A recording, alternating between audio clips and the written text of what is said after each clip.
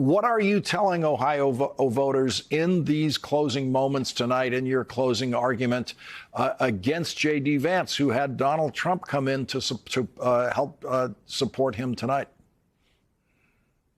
You got to vote for who's most Ohio, Lawrence, and I'm the Ohio guy here. J.D. Vance gave up on Ohio. He left Ohio. He went to Silicon Valley. He's a millionaire funded by billionaires who have shipped our jobs overseas, and the $40 million that he got from Mitch McConnell, this guy's bought and paid for before he even steps into the United States Senate. He doesn't get Ohio. He said himself he's not comfortable in Ohio. He said if you're a 55-year-old worker in Ohio, you might as well just come to grips with the fact that you're never going to have a good paying job again. And I wholly reject that. Like, that goes against every fiber of my being. That goes against my DNA. We are going to fight to bring these jobs back to Ohio, grow this economy, dominate the industries of the future. And that's why he's going to lose, because, as you rightly pointed out, he's an ass kisser. And people in Ohio want a leader. And I'm a leader. I've taken on my own party. I've taken on Republicans. I've agreed with Republicans if that's best for Ohio. And he's just going to follow the herd and follow the extremists, and that's not going to work, and that's why we're going to win this race. We heard President Obama just a moment ago talk about people worried about the economy and how it's affecting them and how inflation is affecting them, but then making the point, who do you think is going to do something about it? What have you heard from the Republicans about what they will do about it? Well, they've got nothing. And first, I just want to note, Lawrence, for the record, I had a rally in Youngstown, Ohio tonight, and I had more people at my rally than Donald Trump did. Okay, this thing is going in the wrong direction for him and in the right direction for us.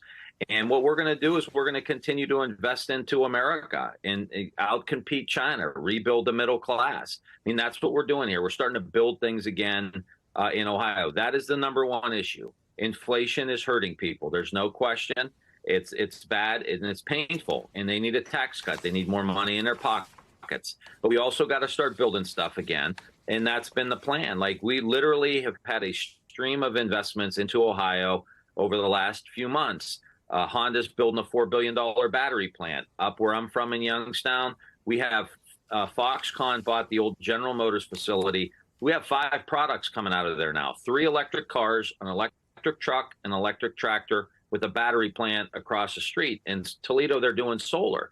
Like, we have the new economy right here in places like Ohio. We just got to keep going so we can outcompete China. That's why these stupid fights, like if you listen to that rally today, and I just heard bits and pieces of it, it's a bunch of gobbledygook. It's a bunch of nonsense. Like, people aren't, like, the people want to move on out of the age of stupidity, Lawrence, and J.D. Vance didn't get the memo. So Donald Trump promises in the first year of his presidency that the General Motors plant in Lordstown, he's going to save it. He's absolutely going to save it. He doesn't save it. He comes back to Ohio, and he wins Ohio again by 8 points. After that kind of failure in Ohio, what is the grip that Donald Trump has on the majority of Ohio voters? I think he connected emotionally to voters. I don't think there's any question about that. And President Biden didn't really play here. It wasn't much of a contest. He didn't spend any money here. He didn't really campaign here. So to me, it was pre-January 6th. I think it was pre the super extremism that's been online here in the last few months and years.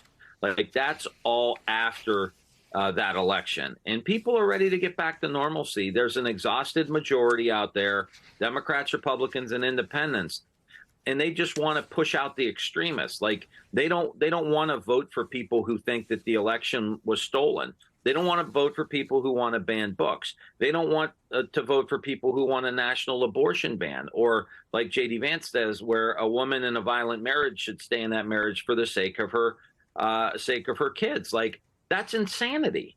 And Ohio could be conservative, but Ohio isn't crazy. Like, we're not going to go down this road. We don't want to run around. We don't want our senator, like, hanging out the next 6 years with Marjorie Taylor Greene.